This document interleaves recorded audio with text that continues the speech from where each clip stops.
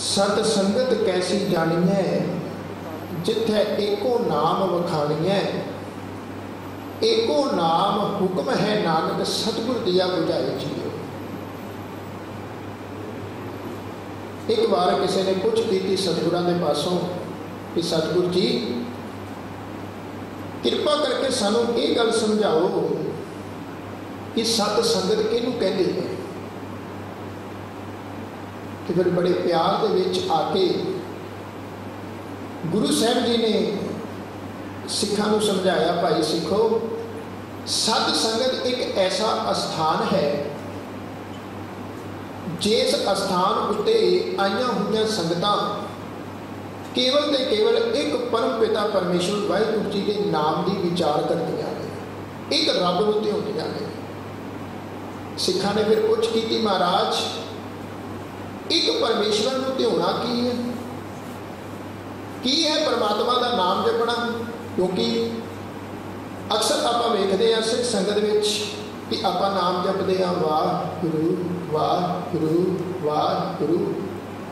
कभी असीं साध संगत एक गल सोचीए विचारीए, कभी महसूस करिए कि वाकई परम पिता परमेश्वर वाहिगुरू जी का नाम जपना बस यही है, वाहिगुरू वाहिगुरू कर लेना, या फिर सतगुरु जी की बाणी के मुताबिक इहदे तो इलावा भी कुछ है जिहदे बारे सानू पता नहीं, जिहदे बारे सानू कोई जानकारी नहीं।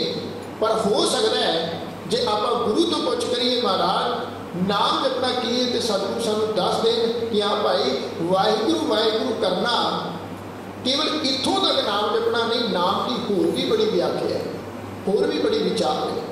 सत्संगत आप जुड़ बैठे हैं, आओ कुछ समा सतगुरां की हजूरी दे विच जुड़ के कम से कम अज एक गल ते आपां समझिए बुझिए जानिए कि नाम जपना है कि वाहिगुरू वाहिगुरू कर लेना कि केवल इत्थों तक नाम जपना है। हुणे जिहड़ा मैं आप जी नूं शब्द सुनाया है, सत्संगत कैसी जानी है, जिथे एको नाम वखाणी है, एको नाम हुक्म है नानक सतगुर दिया बुझाई जियो। आ है परमेश्वर का नाम जपना, आ है रब रब करना, आ है वाहिगुरू वाहिगुरू करना। सतगुरु कह रहे हैं कि ए इंसान ए मनुख परमेश्वर का नाम जपना केवल इन्ना को नहीं कि तू सवेरे उठिया है या गुरुद्वारे आया है या कुछ मिनट बैठ के सतगुरां के चरणों के विच वाहिगुरू वाहिगुरू कर ले, केवल इत्थों तक सीमित ना रहे। परमात्मा का नाम जपना ये भी है जदों तू परमेश्वर का हुक्म मनदा है।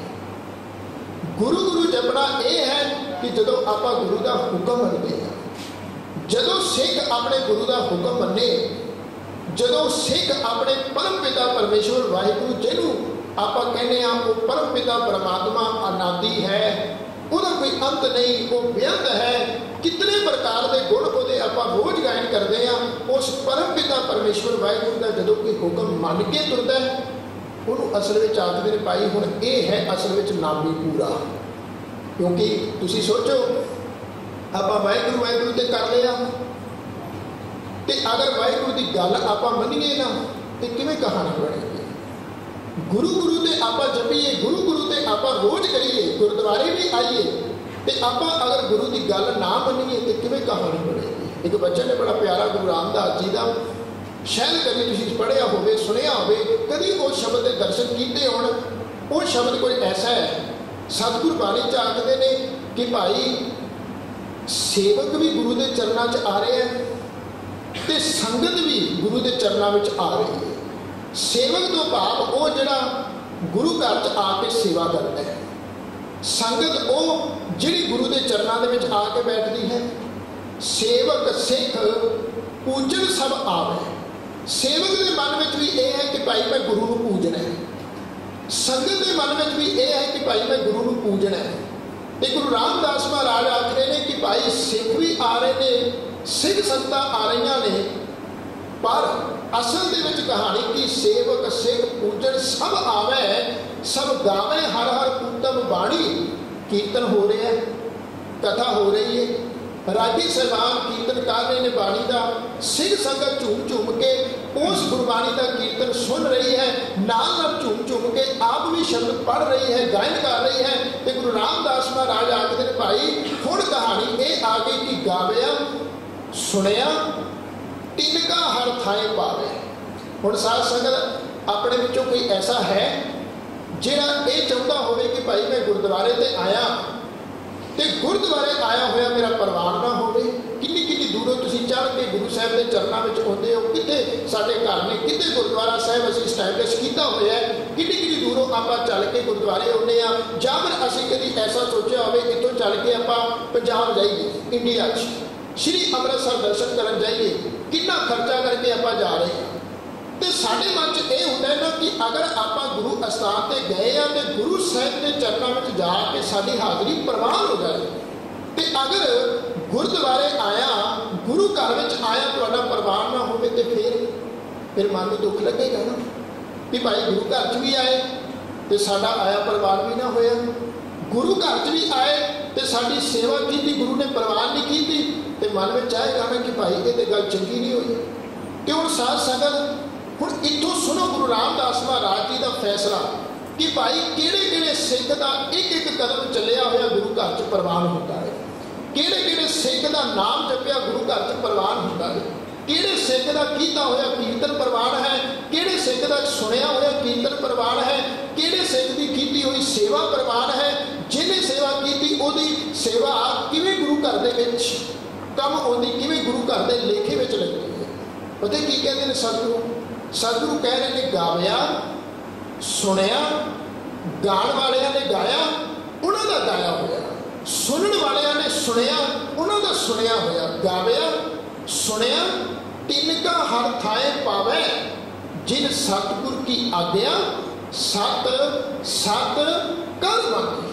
हो गया ना फैसला, कर दी गल गुरु साहब ने क्लियर कि सजना तू गुरु के चरणों में आया है, पर यह गल गुरु के पासों सुनता जा, समझता जा कि गुरु घर में आया तेरा तां प्रवान है जे तू गुरु की आज्ञा मन्ने, सत सत कर मानी, सच करके जो तू गुरु की आज्ञा मान लिया स्वीकार कर लिया तो फिर यह भी नहीं कि तू वक्ती मूँह करके आख्या जी मैं तुहाडी आज्ञा मनता वा, नहीं, जो तुसीं मन करके हृदय करके गुरु ने आख्या महाराज आपकी आज्ञा सानू मंजूर है, जो भी आज्ञा तुसीं करो, जैसी भी आज्ञा करो, जैसा भी हुक्म करो महाराज जी सानू मंजूर है। तो साध संगत गुरु नानक साहब जी तो लैके गुरु गोबिंद सिंह सच्चे पातशाह तक पूरी गुरु साहिबान जी की गुरु साहिबान की पूरी हिस्ट्री तुसीं फरोल के देख लेना, पूरा एनालाइज करके देख लेना गुरु साहब की हिस्ट्री,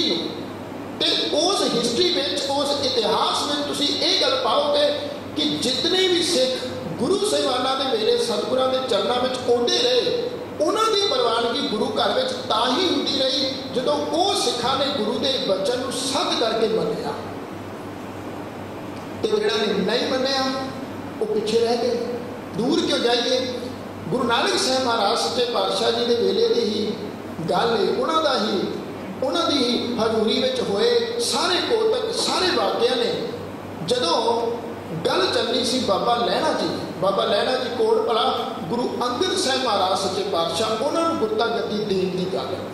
हुण तुहानूं पता है गुरु घर में ऐसा नहीं है कि जे गुरु घर में गुरता गद्दी चली है तो गुरु साहब किसी अपने पुत्र को गुरता गद्दी से बैठा देन ਜਾਂ फिर किसी अपने रिश्तेदार को गुरु गद्दी के उत्ते बैठा देन। तुहानूं सारिआं नूं साध संगत पता है श्री गुरु नानक साहब सच्चे पातशाह जी तो लैके चेता रखो श्री गुरु नानक साहब महाराज सच्चे पातशाह जी तो लैके श्री गुरु रामदास महाराज सच्चे पातशाह तक गुरु घर में गुरता गद्दी हमेशा सेवक को ही मिलती रही।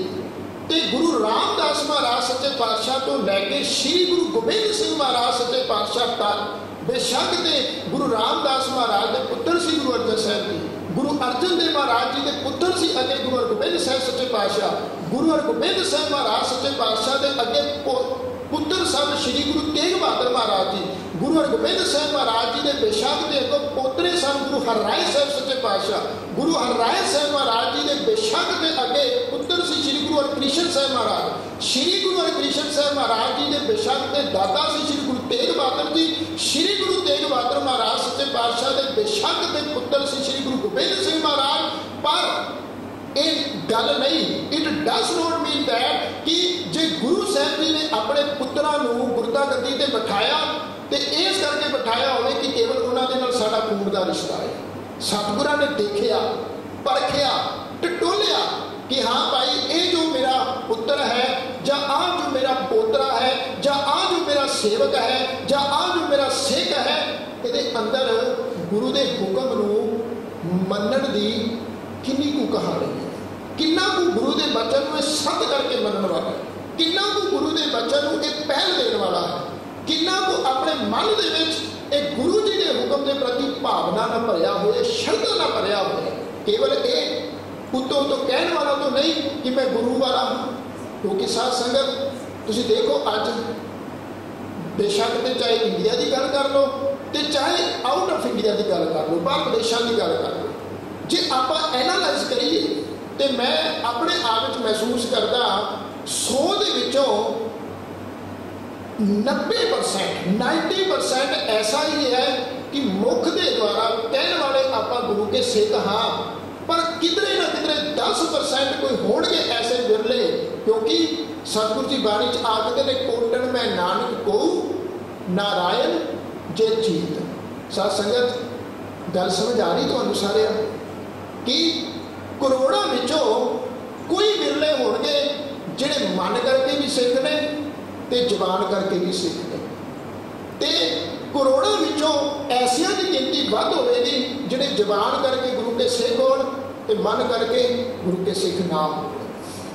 मैं जदों आ रहा सी भैन जी दे नाल गड्डी दे विच तो ना मन में एक विचार चली कि ना वेखो कई आखदे ने कि भाई सिखां विच इन्नियां कुर्बानियां कीतियां गईयां, जितनियां कुर्बानियां सिखां ने अपने कौम के लिए, अपने देश के लिए, मनुखता के भले के लिए सिख कौम ने कीतियां उन्नियां दुनिया के इतिहास में किसी होर ने नहीं कीतियां। पर फिर क्यों ऐसा कि इन्नियां कुर्बानियां करने वाली सिख कौम वो गिनती में थोड़ी जी होवे, मामूली जी उन्होंने गिनती होवे। ईसाइयों की सब तो वध वर्ल्ड दे विच एक नंबर उत्ते सब तो वध ईसाइयों की गिनती, दूसरे नंबर उपर सब तो वध गिनती है मुसलमानों की। तो रस्ते में आउंदियां भी साध संगत असीं विचार कर रहे थे कि वेखो हुणे एक फिल्म पिक्चराइज हुई सी नानक शाह फकीर, तो तुहानूं पता है पंजाब में उस फिल्म के उत्ते बैन ला दिता गया, क्योंकि असीं अपने आप में एक गल महसूस करते हैं कि गुरु नानक साहब महाराज सच्चे पातशाह वर्गी महान हस्ती, उन्होंने ऐसी महान हस्ती का रोल प्ले करना, रोल अदा करना, ये किसी आम मनुख की आम मनुख के बस की गल नहीं है। जे आम मनुख को असीं गुरु नानक साहब महाराज वर्गी महान हस्ती का रोल प्ले करने की आखिए नहीं, गल नहीं बनती। तो गुरु नानक साहब सच्चे पातशाह कितने आप नारायण कलाकार जग में परवरे हो, कितने एक आम साडे वर्गे मनुख, बड़ा फर्क है, साथ साथ बड़ा फर्क है। नहीं कोई गुरु नानक साहब सच्चे पातशाह का रोल प्ले नहीं कर सकता, पर फिर भी किसी ने रोल प्ले किया, बाबे मरदाना जी का रोल प्ले किया, बीबी नानकी जी का रोल प्ले किया, तो नानक शाह फकीर एक फिल्म एक मूवी पिक्चराइज कर दी गई, बेशक के उत्ते तो बैन ला दिता गया। पर मैं अपने आप से सोच विचार कर रहा कि भाई ये मूवी पिक्चराइज करने की क्यों लोड़ पै रही है। बेशक तो मूवी पिक्चराइज नहीं सी होनी चाहिए, क्योंकि देखो साडा जिहड़ा गुरु है ना, असीं ना किसी देहधारी गुरु के पुजारी नहीं हाँ। पहली गल तो असीं ये गल स्वीकार करिए, असीं की असीं किसी देहधारी गुरु के पुजारी नहीं। तुसीं कभी भी अपने मन में ऐसा ना सोचना कि भाई असीं किसी देहधारी गुरु के पुजारी हैं। हाँ, जदों तक देह सीख सतगुरां दी, श्री गुरु नानक साहब तो लैके श्री गुरु गोबिंद सिंह महाराज तक, जदों तक सतगुरां जी का पावन पवित्र शरीर सी, हाँ सिख सतगुरु महाराज जी के पावन पवित्र शरीर का सत्कार करते रहे। पर जदों सन 1708 जदों ईस्वी नादेड़ की धरती से श्री गुरु गोबिंद सिंह महाराज सच्चे पातशाह ने हुक्म सुना दिता ना सिख संगत को कि भाई सब सिखन को हुक्म है गुरु मानियो ग्रंथ। उहदे तो बाद साध संगत कोई एक्सक्यूज नहीं, उहदे तो बाद कोई विचार नहीं, उहदे तो बाद कोई बहस सभा नहीं कि आन भाई हुण जिहड़ा सिख है हुण ये सिख किसी शरीर का पुजारी रह गया, किसी देह का पुजारी रह गया।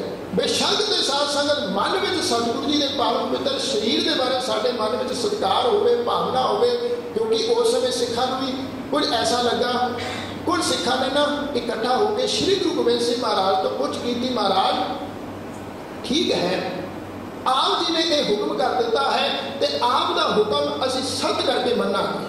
तुसीं कह दिता कि भाई आज तो बाद साडी आत्मा श्री गुरु ग्रंथ साहिब महाराज विच ते जिहड़ा शरीर है ये पंथ दे विच है।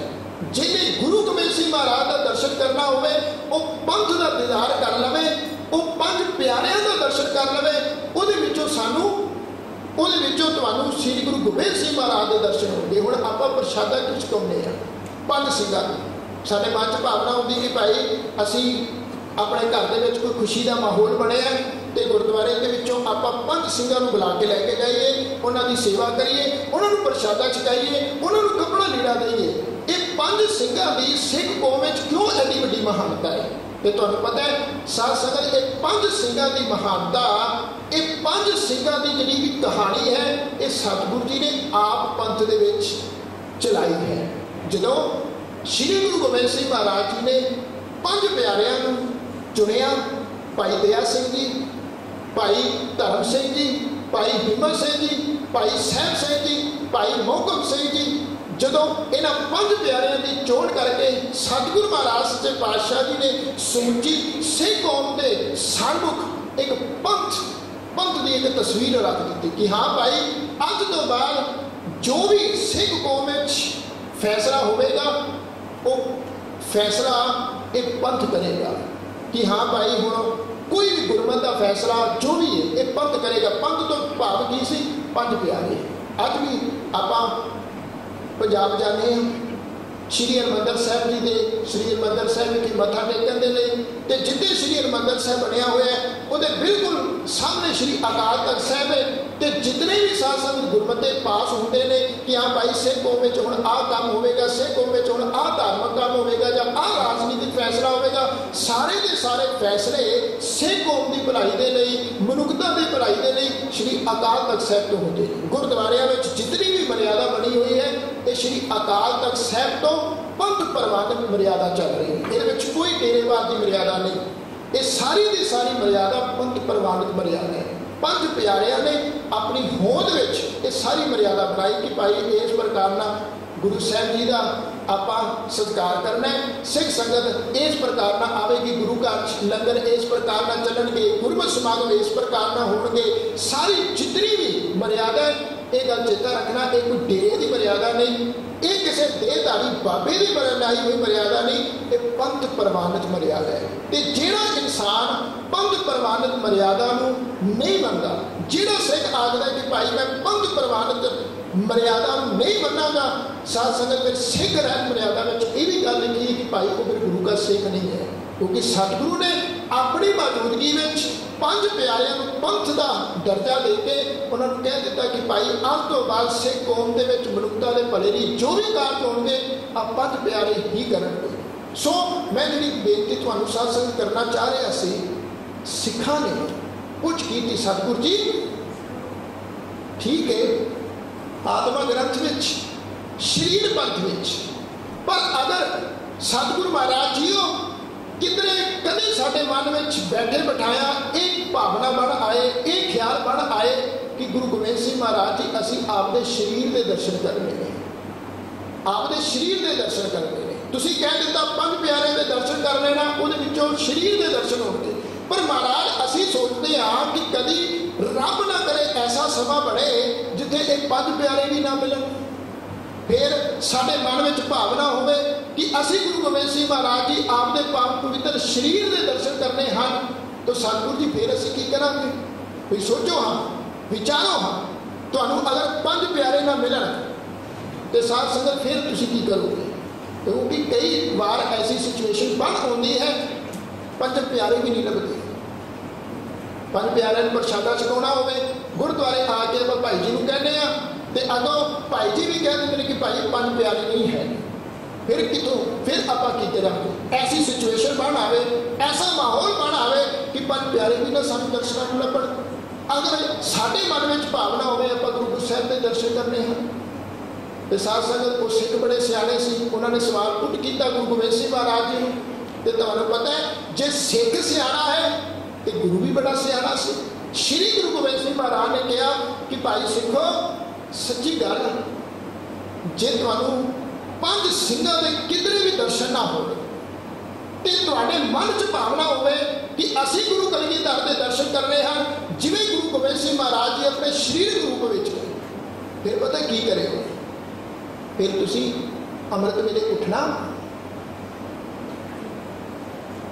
बाणी का जाप करना, पंज बाणियां जपजी साहब, जाप साहब, तब प्रसाद सदैये, चौपाई साहब की बाणी ते आनंद साहब, अरदास करना ते उस अरदास विच भावना बना के तुसी श्री गुरु गोबिंद सिंह महाराज सच्चे पातशाह श्री गुरु ग्रंथ साहिब महाराज जी के चरणों के विच बेनती करना कि महाराज अज भावना बनी है, अंदर अज श्रद्धा बनी है कि गुरु गोबिंद सिंह महाराज जी का मैं दर्शन करना है, तो कृपा करो सतगुरु जी मैनूं अपना शरीरक जामे च दर्शन दो।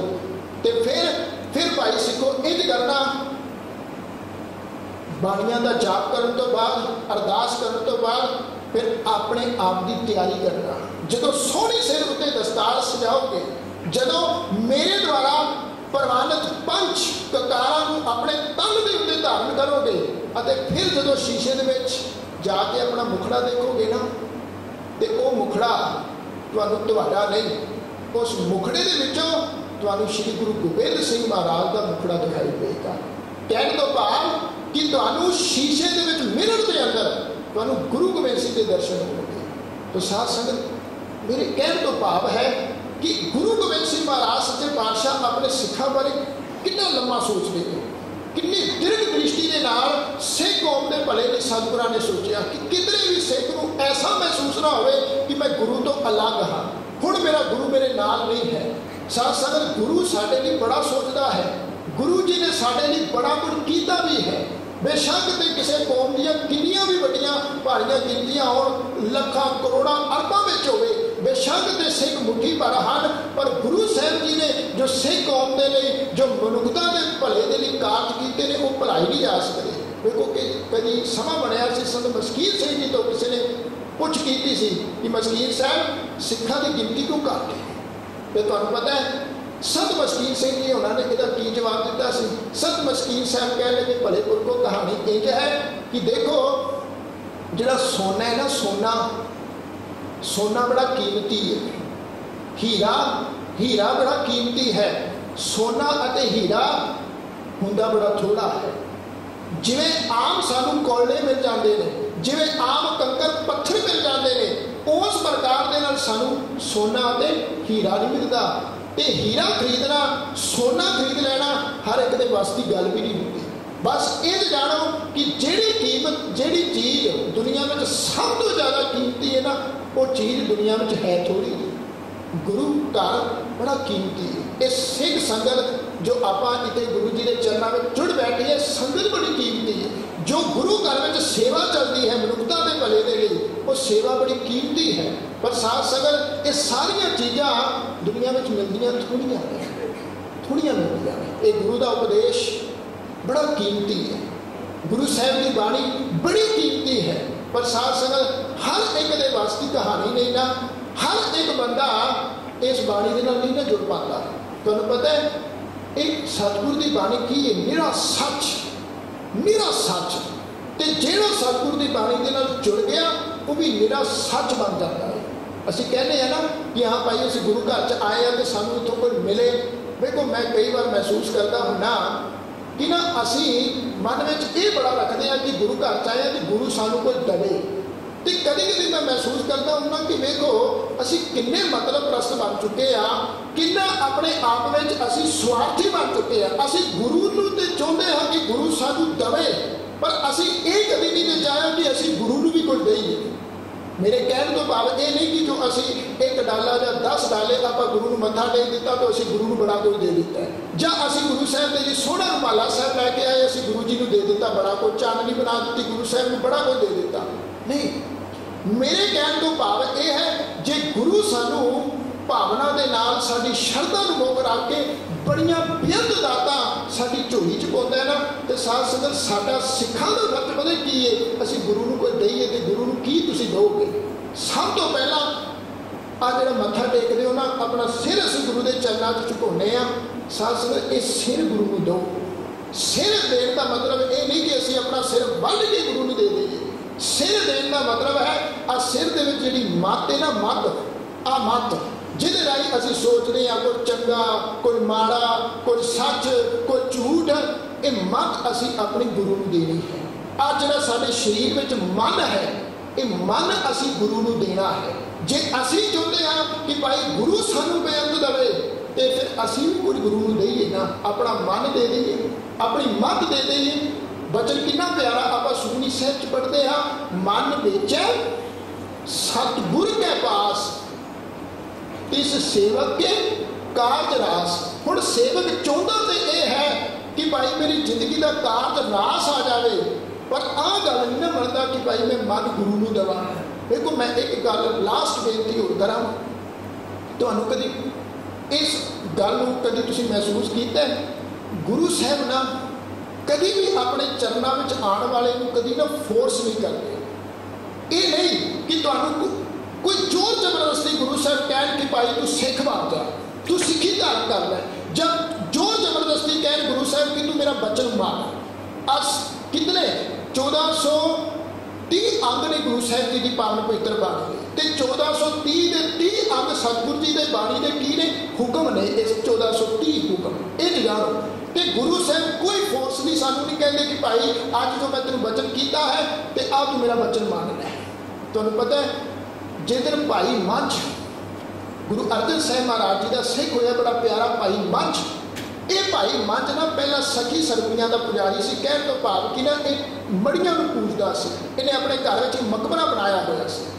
जदों पहली बार भाई मंझ गुरु घर च आया ना, इन्हें देखा कि सिख संगतां गुरु की हजूरी च जुड़दियां ने, कितनी भावना नाल सेवा करदियां हन, कितनी भावना दे नाल गुरु के चरणों में बैठ के अमृतमय बाणी का कीर्तन सुनदियां हन, कदों सुनदियां हन।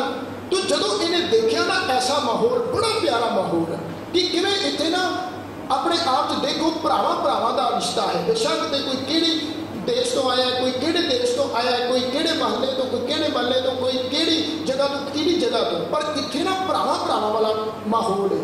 इत्थे ना ये जानो कि इत्थे सारे गुरु पिता की एक संतान के रूप च ने। जदों भाई मंझ ने देखा ना, मंझ आशिक हो गया गुरु का, सतगुरु के चरणों च आके ढह पिया। सतगुरु नूं कह लगा महाराज मैनू ना सिक्खी चाहिए, सिक्खी आ जिहड़ी तुसीं आ संगतां नूं दित्ती ना सिक्खी, जिहड़े ये सिख संगतां आखदियां ने जी असीं गुरु के सिख आ, गुरु के सिख आ, मैनू भी सिख बना लो। ये देखो गुरु साहब ने की किया, गुरु साहब ने कहा भाई मंच सिक्खी के उपर सिक्खी नहीं टिकती, तू तो पहले ही किसी का सिख है, तू तो पहले ही किसी को मनण वाला है, पूजन वाला है, तो असीं तेनूं कहना चाहते हैं कि सिक्खी के उत्ते सिक्खी नहीं टिकती। अगर तू सिख बनना चाहता है तो हाँ भाई पहला जो घर में मकबरा बनाया है, मड़ियां नूं पूजदा है, क्योंकि गुरु नानक के घर में किसी मड़ी की पूजा नहीं की जाती। इत्थे मुर्दियां नूं नहीं पूजिया जाता, इत्थे जागदियां नूं पूजिया जाता है। जागत जोत जपै निसबासु। कभी साथ संगत असीं ये ना समझ लेना कि भाई गुरु नानक साहब सच्चे पातशाह तो चले गए ने, अकाल चलाना हो गए ने, क्योंकि हुण तुसीं जे मैं गल कीती कि भाई ते मुर्दियां नूं नहीं पूजिया जाता, तुसीं किधरे ये ना सोचना कि भाई गुरु साहब तो चले गए ने, गुरु साहब फिर भी अज बनते हैं। पर साथ संगत ये गल अपने जीवन में रखो, गुरु साहब किते गए नहीं, श्री गुरु नानक साहब आ बैठे ने सामने। बस कहानी तो इन्नी को है ना कि गुरु साहब नूं सानू पूजना आना चाहिए। जपजी साहब पढ़ो, हाँ जपजी साहब किहने उच्चारण की? गुरु नानक साहब जी ने। जाप साहब किहने उच्चारण किया? श्री गुरु गोबिंद सिंह महाराज जी ने। तब प्रसाद सवैये किन्होंने उच्चारण किए? श्री गुरु गोबिंद सिंह महाराज जी ने। आनंद साहब किहने उच्चारण किया? श्री गुरु अमरदास महाराज जी ने। फिर असीं किवें आखीए कि भाई साडे गुरु साहब किधरे चले गए ने? इत्थे जूंदियां नूं पूजिया जाता है, इत्थे जागरियां की गल की जाती है, इत्थे जागत जोत की गल है, इत्थे मुर्दे की पूजा नहीं की जाती। तो साथ संगत सतगुरु ने आख्या कि सिखा भाई मंच गुरु नानक का घर मूर्तियां की पूजा नहीं करता। गुरु नानक का घर जागदियां दे नाल जोड़ता है, क्योंकि इतने जीवत लियो सब व्यवहार बने हुए जग को तुम इन जानो कि इतने जूदियां जीदियां गल्लां ने, मन तो बाद कोई गल्लां नहीं। भाई जिहड़ा मझ सी ना वो गुरु का सिख होया, उन्हें घर जाके अपना मकबरा तोड़ दिता। गुरु साहब ने फोर्स नहीं किया, गुरु साहब फोर्स नहीं किया कि तू एक कारी कर। वह मन होया गया थोड़ा लैके मकबरा तोड़ दिता, जी मड़ी बनाई सी तोड़ दी। सो मेरे कहने तो भाव कि जितने भी गुरु घर में सिख बने, चाहे वह सज्जन ठग, चाहे वह बली कंधारी, चाहे वह कोटा राक्ष, चाहे वह भाई भगीरथ, चाहे वह बाबा बुढ़ा साहब जी, चाहे वह कोई भी भाई मानसो, कोई भी सिख अगर गुरु घर च बनया, सतगुरु ने उन्होंने फोर्स नहीं किया कि तू सिख बाणी ही बन, क्योंकि उन्होंने बाणी सुनी, गुरु का वचन सुनिया, उन्होंने मन भाविया, उन्होंने अंदर एक क्रांति आई, तो उन्होंने अपना तन मन धन सब सौंप गुरु को हुक्म मन्ने। भाई मन भी सौंप दिता, तन भी सौंप दिता, धन भी सौंप दिता, तो गुरु का हुक्म मान लिया, स्वीकार कर लिया। बस ऐनी की कहानी। साध संगत जे दिन आप जी के मन में गल आएगी, फिर मैं तुहानूं आखांगा, फिर तुसीं भी पिछे ना हटोगे गुरु का हुक्म मनने विच, ते उस दिन फिर तुहानूं भी आ गुरु नानक साहब के घर विचों सिੱਖੀ की दात प्राप्त होगी। हाले तो असी केवल सेवकों की गिनती च हुंदे आ, सिखा की गिनती च नहीं, क्योंकि सो सिख सखा बंधप है भाई, जे गुरु के भाने में आवे। सिख वो है जिहड़ा गुरु के हुक्म नूं मनण वाला है। हाले असी आपां इदां कह सकते असी गुरु घर के सेवक हाँ जी, गुरु घर के दास हाँ। सिख के उस दिन होवांगे जदों एक एक वचन गुरु का मन के अपने जीवन नूं जीना शुरू करांगे। सतगुरु कृपा करन, सतगुरु जी मेहर करन, सतगुरु जी मेहरामद करन, असी सिख बणीए, गुरु का हुक्म मन के आ सतगुरु की बाणी सच है, तो साध संगत इस सच के नाल जुड़ के असी सच हो जाइए। बस साध संगत अज का ये गुरमत समागम के अज की आई सिक्ख्या है गुरमत वाली। जे साध संगत साडे मन नूं चंगी लगे, साडे मन नूं भा जाए, तो साध संगत अज तो बाद तुसीं निर्णय करो, फैसला करो कि भाई असी गुरु का सिख बनना है, असी गुरु की सिक्ख्या दीक्षा लेनी है। मन करके